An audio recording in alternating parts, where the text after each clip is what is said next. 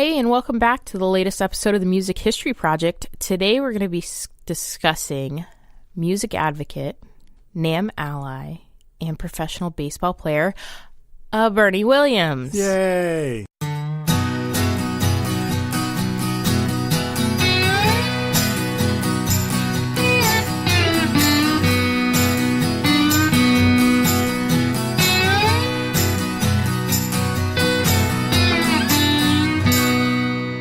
Welcome to the Music History Project. We're your hosts. I'm Elizabeth Dale.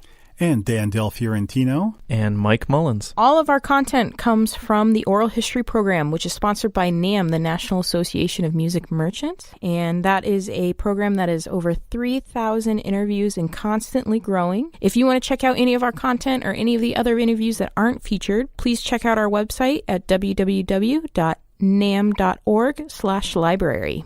All right, welcome back. Thank you guys so much for joining us. We're really excited today because today's episode is going to be an interview that Dan recorded with multi-talented athlete, musician, advocate, all-around great guy, wonderful human being, Bernie Williams.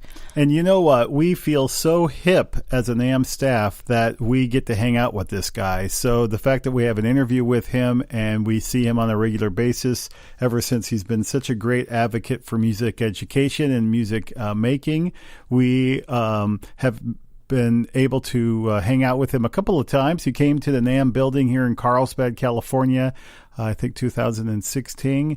And ever since then, our cool level as a staff, I think, has risen. So it's really cool to have an opportunity to share with you some of what we gleaned from him during his 2017 NAMM Oral History interview. Yeah, so most people out there, well, maybe not those that are listening to our podcast because you guys are all heavily into music, but those maybe not well-versed in the music and music products industry probably know Bernie because he was a professional athlete. He played baseball for the New York Yankees. He was a center fielder. I have tons of stats. I don't know what you want to know. Just give it all to all us. Of it. We want to know it all. Ready? Born in September of 1968 in Puerto Rico. He played baseball professionally from 1991 to 2006. A total of 7,869 at-bats, which is quite... That's a lot. That's a lot. More He runs scored 1,366, hits 2,336 of an overall batting average of 297, which is pretty decent. For overall, yeah. Yeah, for overall. It's pretty good for your career. He's a 5-time All-Star, 4 World Series appearances, 4 Golden Gloves, and he was the American League Championship Series MVP one year, which is pretty awesome. You can see a lot of talent in those baseball stats right there. However, in addition to all of that, he's also a music maker, a musician, and an advocate for music education. So that's sort of where we come in. Yeah, so Bernie got associated with the NAMM Foundation and does a lot of work for the NAMM Fly-In, which is pretty amazing. And does anyone want to go, I don't know, kind of give a synopsis of the NAMM Fly-In and what they do and everything? Well, the NAMM Fly-In is basically just a bunch of NAMM members who are advocating for music education go down to Washington, D.C. all at the same time and really pitch the proposal that music is really important and needs to stay in schools and it needs to be furthered in the education of children, and everyone has the right to make music. And Bernie Williams is one of the leading advocates in that effort. So it's really cool to be able to sit down and talk to him about his career as a professional baseball player and as a musician. Yeah, and definitely check out if you're interested in advocacy or what the NAMM Foundation or the Fly-In actually maybe more streamlined accomplishes than Mike's general synopsis. Definitely jump online and check them out. They do a lot of work. They work closely with your senators and congressmen to really pound the pavement to get music advocacy kind of out there as the forefront for lawmaking. Absolutely. You did a really good job with that, Mike. And I just wanted to add just the concept to elaborate on what you said, that everybody has a right to make music. And I think that is really what pulled Bernie in. I remember him specifically the first time I met him, thinking about all those kids that come up to him asking for an autograph at spring training and, wanting to have him sign a card or a baseball cap, and thinking, every one of these kids has a right to play baseball, and every one of these kids has a right to make music. And if they're given those opportunities, then it's amazing what can happen. And so I think that's really the hook that drew him into the advocacy work that has been so important for the music products industry. So should we get started? What do you guys think? Yeah, let's do it. Yeah. Okay. Let's hear from Bernie. Yeah, let's hear from Bernie. He's going to be talking about growing up in Puerto Rico and kind of his first introductions to music, as well as coming over to America, going to New York City when he gets drafted to play in the majors, and some of his first experiences. Actually, one of the things I thought might be kind of cool is, did you visit guitar stores and music shops when you were a kid? Like, had you ever been to Manny's when you were a kid? Or is that... No, I grew up in Puerto Rico, and we had stores there, but non-specialized, like guitar stores. So, no. So you didn't see a lot of gear when you were a kid? No, I actually did not. I had a Spanish guitar, and that was the one that I was using in school when I was going through performing arts school. And then I didn't really get into electric or electronics or anything like that until I went to New York for the first time as a major leaguer from the Yankees. I was just strolling around Times Square, and I stopped at one of those Yamaha showrooms, and that's the first time I played an electric guitar, and I start, sort of playing with the stop boxes, and I don't know, I was like, whoa, this is crazy. And I just went right into Sam Ash and bought me a rig. And I brought it to Puerto Rico. It's just the coolest thing ever. So yeah, after that point, I became a gearhead. So I was always looking for the latest and greatest. That's really cool. So what was the first instrument you played? The first instrument that I played was a guitar that my dad had brought from his travels. He was a merchant marine, and he at some point went to Spain. Actually went to Spain several times, and one of those times he brought a Spanish guitar and a book. So he taught himself how to play, the little exercises, and then he just started gravitating towards the traditional Puerto Rican music, all the boleros and all the traditional Christmas music and all that stuff. So at that point, I was about 7 or 8 years old, and I remember him playing at night, just right after we went to sleep. In one of those nights, I kind of snuck out of my bed, and I was listening to him, and I thought I was going to get in trouble, but I didn't, and I asked him if he could teach me how to play, because I was just fell in love with the sound of the instrument. And from that moment on, from 8 years old on, I really fell in love with music, and my instrument was the guitar. Okay, so that was Bernie Williams, taken from his January 19th, 2017 NAMM Oral History interview that was conducted during our Anaheim trade show. And a great opportunity because he was there doing what he usually does, advocating for music education as part of our efforts to widen the base of music education, not only in the United States, but around the world. So one of his sessions included talking about other countries and how they can participate in expanding music education for young children. So a really great advocate, and as you can tell, it's a lot of fun hanging out and talking with him. So let's jump back into his interview. What are we going to hear next, Elizabeth? We're going to hear Bernie talking about getting his own guitar and taking some early music lessons, as well as transitioning into music full-time. Did you get your own guitar? Eventually, I did get my own guitar, and I started taking lessons with a neighborhood professor or teacher. And I remember taking classes once a week. I was in grade school. I would change into my, plain clothes, and I would walk down the street to take this class once a week. And then we were very fortunate because this particular neighborhood professor had a AM radio show that he would showcase his young kids, and we would play on radio, and we would play on this AM station, and it was awesome. That lasted for about a year. Then we moved to another part of town, more in the countryside, and classes sort of, stopped for a while, but I just kept playing until I became a freshman in high school when I had the opportunity to attend this performing arts high school in San Juan, about an hour away from where I lived. So it was kind of hard because we had to wake up at 5 a.m. and then go through all the traffic, to the Capitol to go to that school. And then after that, we had to, our homework and then going into our sports activities. So it was all designed by my mom, her evil plan to keep us away from the crowds and bad influences, and it worked. It really did. I had hardly any time to do anything in my young life. When I decided that I wanted to be a baseball player, I always kept my guitar with me.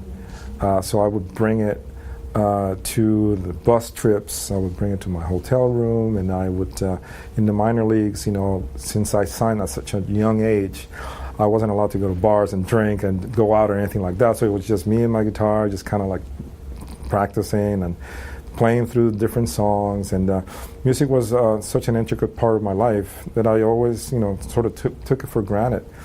And it wasn't until I was like older in my life, playing with the Yankees just towards the twilight of my career, when I started realizing, you know what?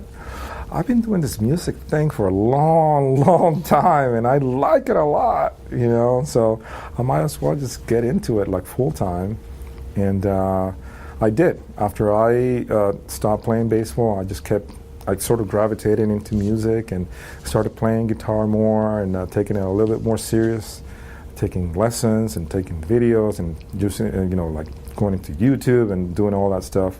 And then I decided to go back to school. I never really had my bachelor's because I started playing baseball right out of high school.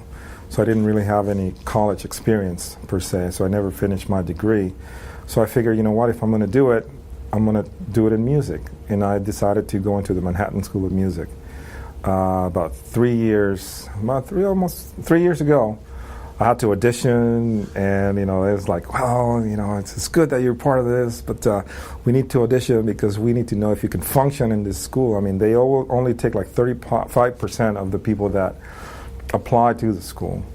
They're all young, talented players from all over the world. This is one of the top schools in the world.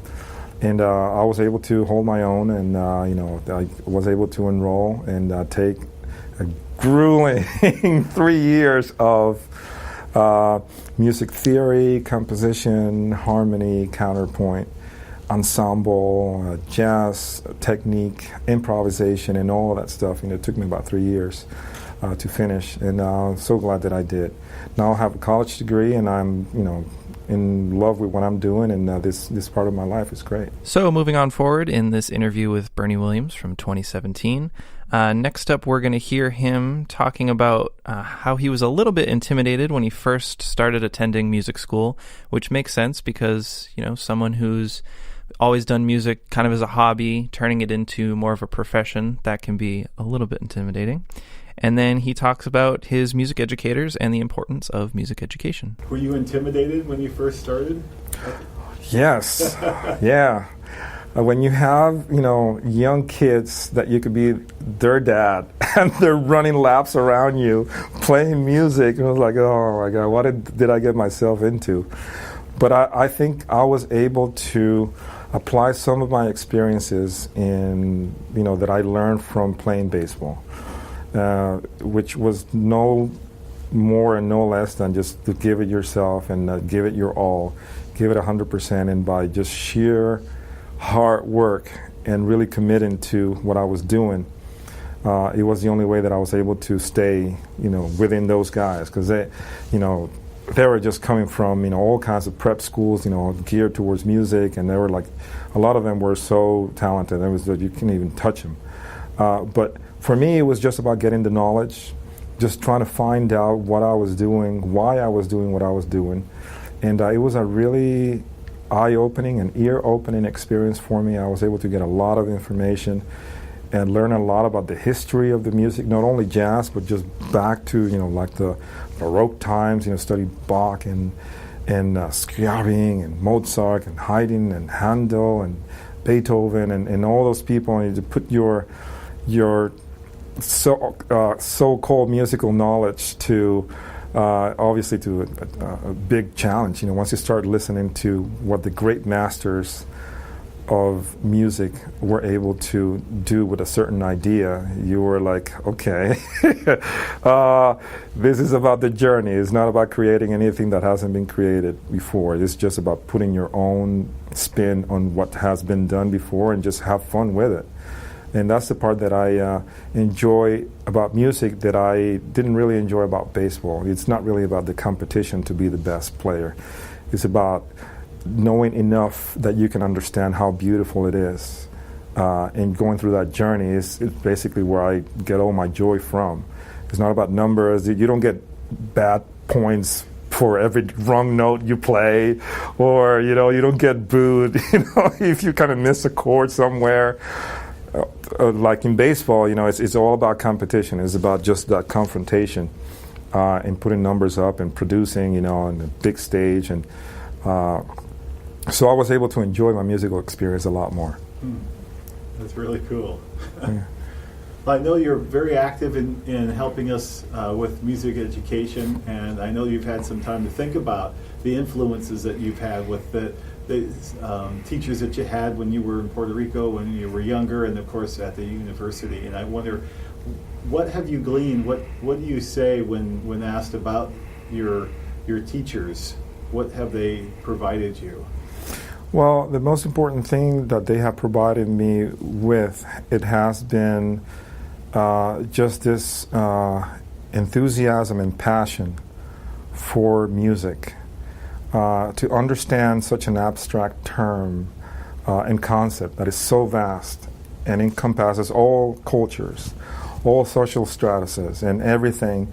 And if you go to the core of the thing, is vibrations and frequencies in air that you're able to hear, and for some reason you hear them and they go from here to here right into your heart, and they cause this, they can cause countries to rebel. They can cause, people to do crazy things because, what they feel about the music that they hear. And it's such a fascinating concept that if you get a little bit closer to understanding why is it that it's so profound and so deep, you're able to, maybe create some of your own and have a good time doing it, understanding that you got to create from some substance, from some starting point of some knowledge. You can't just play any old thing and call it music. You have to have this knowledge and respect for the people that have done it before you. And to me, that was the most important thing, to have a purpose and to understand also that it's not only about the music, but about the cultural thing and how to you provide the kids, especially kids that don't have the means to be exposed to this kind of education, to provide them with the opportunity to have that, because it has been proven, it has scientific proof that kids that are involved in music at a young age, it makes their brain learn at a better rate. They do better in math and science, all these abstract concepts.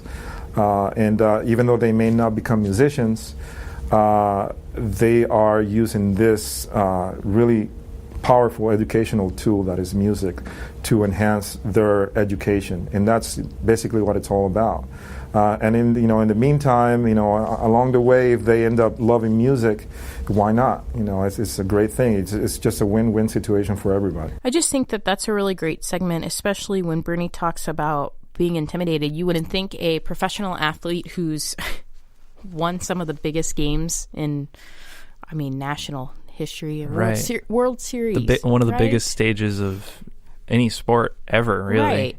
And he's nervous to go to college with some music students because he's worried about not being as good as them or not being able to catch up to the level he perceives that they're at compared to him. And kind of shows his humility. And well, it's part of his endearing character, Yeah. too, isn't it? Yeah. Is that he's humble and relatable, which I think makes for a great advocate, for sure. Right, and it shows his ability to champion something that is challenging. I mean, Right. most adults would probably be in that situation and throw their hands up and just say they can't do it. And he went to the Manhattan School of Music, didn't he? So Right. that's an intimidating school by itself, No even doubt. if you are ready for the whole music school thing.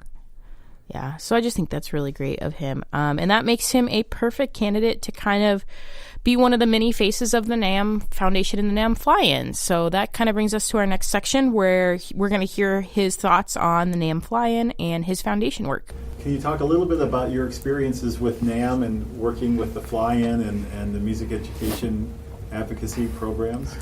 Yeah, it was such an honor to be part of that group of people that year after year we go down to Capitol Hill. And they kind of like, I'm just so glad to be used as this poster child of somebody that grew up with a really deep exposure to music, and how that exposure helped me to become a successful, in many ways, non-musical person, because I don't really utilize music in the sense of being a musician, but I utilize what music taught me to be creative and to think outside the box and to become a really good, successful Major League Baseball player. You utilize it in sports, the rhythm, the timing, everything that I learned in music was so useful for me. And obviously the work ethic, the discipline, everything. And that was the message that I was trying to convey to all these Congress people and senators that maybe perhaps didn't have that sort of perspective from somebody that has loved some music so much.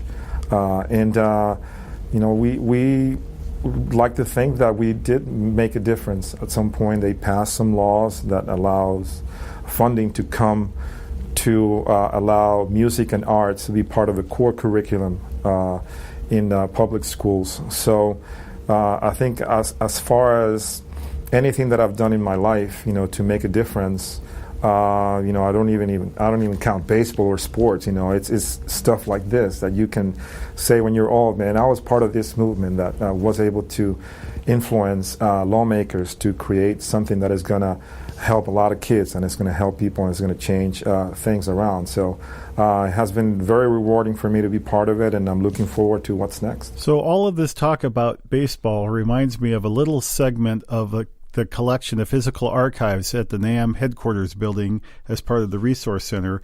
We tried to collect photographs and other paraphernalia that was related to music and baseball, just because so many companies, particularly in the 50s and 60s, had their own baseball teams. And there's an awful lot of baseball fanatics that are also involved in the music industry. I'm thinking particularly of my friends at Hal Leonard right now. Shout out to them. And all of the many who have collected baseball cards and so on. So there is actually a collection of photographs of people such as Babe Ruth playing the saxophone, I remember. I think Dizzy Dean had a sousaphone on. Whether or not he played it or if it was just for a picture, I can't remember.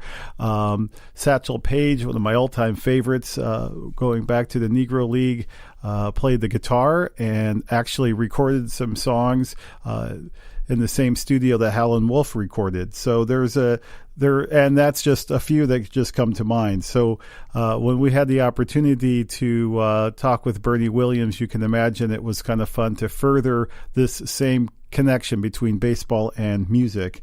So we had the opportunity to ask him during the 2017 NAMM Oral History interview if there were other players who also play music. So let's hear from Bernie. Speaking of baseball, have you jammed with other major leaguers? Are there other players out there that play? Yeah, there's plenty of players out there that play. Most of them are really passionate about sports, and they use music as sort of escape. They like, whatever they grew up listening to, that's sort of the thing that they gravitate to. They don't really have a a certain overall knowledge of music in general, but they like metal when they were growing up, so that's still what they play. They like country, the same way, blues and rock, so they sort of stay in that sort of little box. And it was really interesting to meet all these guys and just kind of try to move in their world and try to emulate, some of the things that they were doing from the music that they were listening growing up. And it was, once you learn how to play and how to, know a little bit about music language, it's a universal language anybody can relate to. And it's all about the communication, when you get into these jam sessions with people. It's about, you play something and you react to it, and then you play something else. And it's so much fun. And I take a lot of enjoyment out of it. So it was just a great thing to have an opportunity to play. Guys like Paul O'Neill is a good drummer. Jake Peavy. That's this guy that played with the Red Sox. Bronson Arroyo. Sort of perform actually and have CDs out there and doing some music of their own. So it's always cool to have that sort of community within the community of professional athletes, people that are sort of into music as well. So that's Bernie reflecting on some other players that he knew of that dabbled in music a little bit, and he's also not the only baseball player in our collection. Anybody? I mean, we all know who it is. I don't know. Mike looks a little lost right now. You can't think of who it is? I can't think of it. You got to give me hints. Okay, I'll give you a hint. He was interviewed in Nashville at the Summer Show in 2017. It's still not coming to my head. I got nothing. I don't know. I was probably there for the interview too. Wasn't I? It was you and our other interviewer. Right. In the second room. He also played at the 2017 NAMM Show of that. He's also a member of the Country Music Hall of Fame. Oh, that's right. Okay, I remember now. Should I say it, or are we? Yeah. Okay. Go ahead. Charlie Pride. Yay! But I also want to give a little shout out to Mr. Cranley over at Willis Music, who also played professional baseball. There were a couple of others, Bill Heese and some others in the music industry that we have interviewed who had very short careers, but indeed had a bit of a career in music and baseball. Ours. Yes, indeed. So we're going to move on, and we're going to hear Bernie talking a little bit more specifically about the NAMM Show. And remember, this is in reference to the 2017 Anaheim show, because that's when we captured this interview with him. So we're going to hear him reflecting on his gear and the NAMM Show in general, as well as some current projects and his appearance that year. So I know we were talking at the very beginning about being a gearhead, and you're at the NAMM Show, so it's like a kid in a candy store, isn't it? It is. Unbelievable. I've come here for, I don't know, I would probably say more than 3, 4, maybe 5 years, if not more. 10 years. I just got noticed. They all fall into one big clump of time. And I never had an opportunity to see the whole show. There's always somebody bringing some new piece of gear, something that nobody had seen before, technology, digital, electronics, accessories. And that's only for guitar. You talk about software, you talk about consoles, you talk about mixing boards, and then it's just endless, and it's so great, to have that opportunity to come here once a year and make a feeble attempt to try to see all that is there to see. You cannot do it. But other than that, obviously, so glad to have this great relationship with NAMM, which had made me realize that is not all about the gear.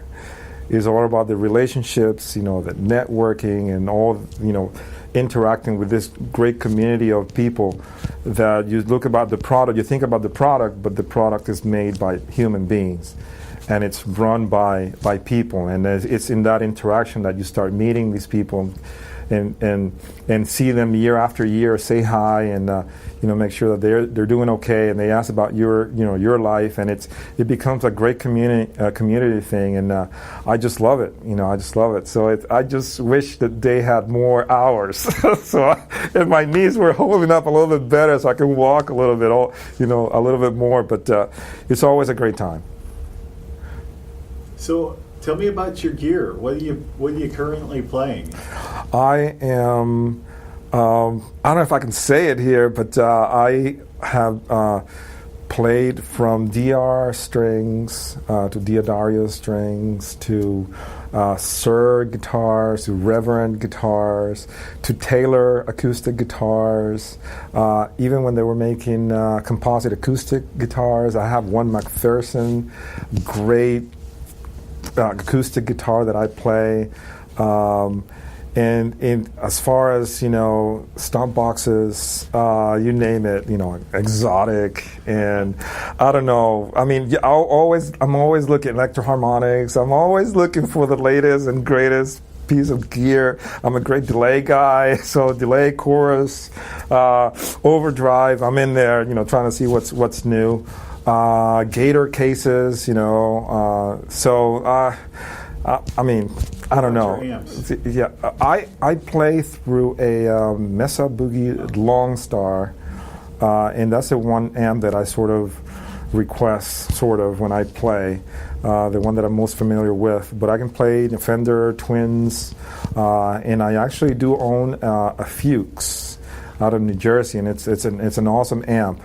I just don't like bringing it to too many places because I'm afraid I'm going to break it. But it's a great playing amp, and I don't know. I mean, I'm always looking forward to what is there, and I always keep my ears and eyes open for the next great next piece of gear that I can put my hands into. So what's your next project? Are you in the studio or live, or what are you doing? I'm actually playing, today is Thursday as we're recording this.